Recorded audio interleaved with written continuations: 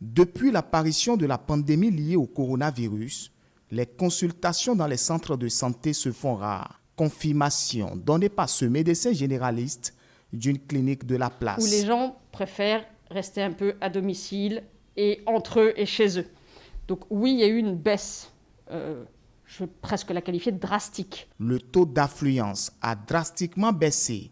Des citoyens rencontrés tentent d'avancer les plausibles raisons. Il y a beaucoup de gens qui ne peuvent pas aller à l'hôpital pour aller traiter par lui. Parce que quoi? Si tu es allé à l'hôpital, il va dire que c'est coronavirus. Les symptômes courants liés au paludisme ne sont pas loin des effets du coronavirus, disent-ils. Ils ont mis un accent particulier sur le cas de la fièvre, la toux, des symptômes très fréquents rencontrés chez un malade souffrant du paludisme. Une hypothèse possible qui n'est toujours pas vérifiée. Je n'aurais pas peur d'aller à l'hôpital pour me soigner.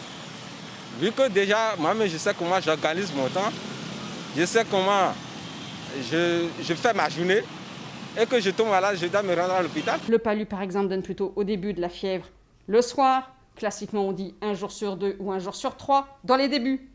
Le palu donne plutôt un goût amer dans la bouche. Je vous rappelle que pour la Covid, c'est pas exactement ça, c'est plutôt une perte de goût parfois. Aujourd'hui, il est plus que jamais question qu'au moindre petit signe, je dirais même un petit essoufflement, ne serait-ce qu'une quinte de toux ou un petit rhume, ou une petite sensation de non-sensation des odeurs ou autres, il faut immédiatement consulter. Surtout, j'attire l'attention que ces cas graves surviennent sur des sujets qui portent des tares, notamment le diabète, la drépanocytose, l'asthme, les maladies respiratoires et autres.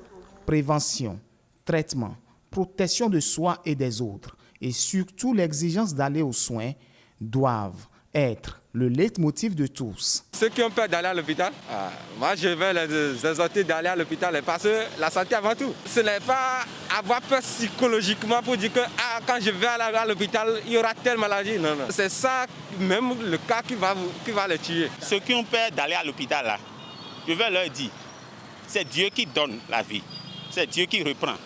Si tu as peur ou si tu n'as pas peur, si ton heure sonne, tu vas partir sur cette terre. Vaut mieux d'aller à l'hôpital, on te guérit et là tu vas avoir la santé. C'est pas une honte d'avoir un Covid. Ça veut juste dire qu'on respire un air ambiant. Ça veut juste dire qu'on est dans un pays qui est atteint par une maladie que tous les autres pays du monde ont connue. Pas une honte d'avoir la Covid. Au contraire, venons consulter, éliminons un palu, recherchons si c'est autre chose.